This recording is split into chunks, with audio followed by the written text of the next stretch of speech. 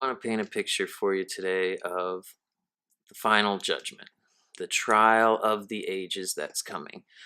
I've heard many Christians say that Jesus will speak for Christians and that we won't go through this big trial where these books will be opened and everything we've ever done, everything that we've ever spoken will be gone over. Witnesses will be called. If you go into the Bible, it says that Moses will witness against people, cities will witness against people. Even the Queen of Sheba will rise at the judgment and speak her mind. So, if any of you guys remember the OJ trial, remember when it was on TV, like an entire year of witnesses and lawyering and all that stuff. Well, imagine a trial of far greater scope for every single human being that's ever lived.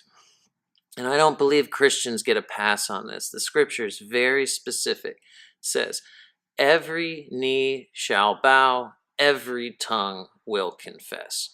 So why would a Christian need to go through this? Why would the world need to go through this? Well, we often forget, God is love, God is mercy, but we also have to remember He is a God of perfect justice. You can't have perfect justice without knowing the truth. No one's going to be able to lie in front of God. Every single thing we thought was hidden and that nobody knew is going to be exposed. So, in order to assign somebody to heaven or assign somebody to hell, and then what reward or horrible punishment they're going to get in each place, you really have to have a complete trial for each person. Every single thing that's been done has to be gone over because God isn't a get it close kind of guy. God isn't like us where we have these general punishments for things or plea deals and all that. Your reward or your punishment will be perfectly suited to every single thing that you've done. And every human being that's come before us or after us is going to have the same thing go on. So, if Jesus is going to speak for Christians, why would God have us go through this? Why would we have to go over every terrible thing all of us have done and all the good?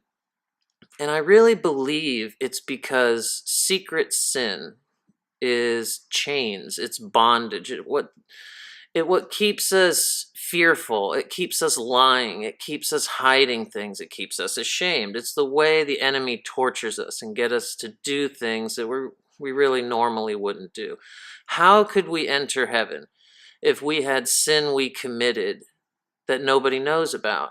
How could we go into this new blessed place without having all of these things disclosed? Because heaven really wouldn't be heaven if we were dragging in secret sin, if there were things that everybody didn't know.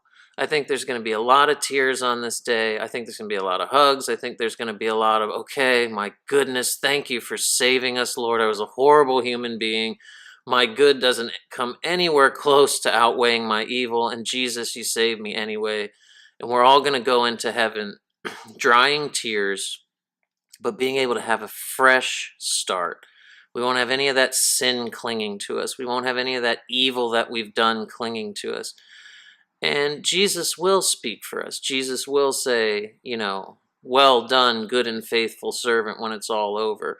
And we will be separated from those who didn't know Christ and didn't live for Him. But we still have to get these things out in the open. The truth sets us free.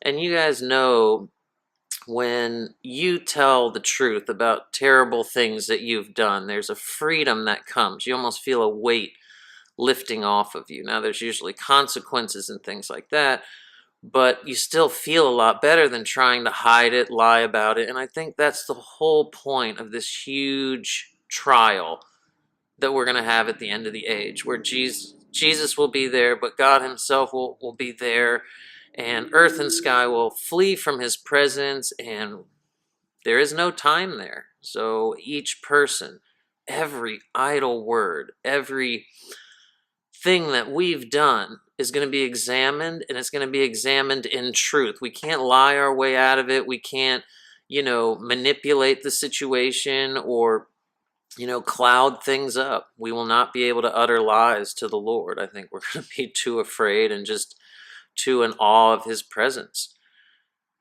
But remember, heaven is not simply playing harps and running around.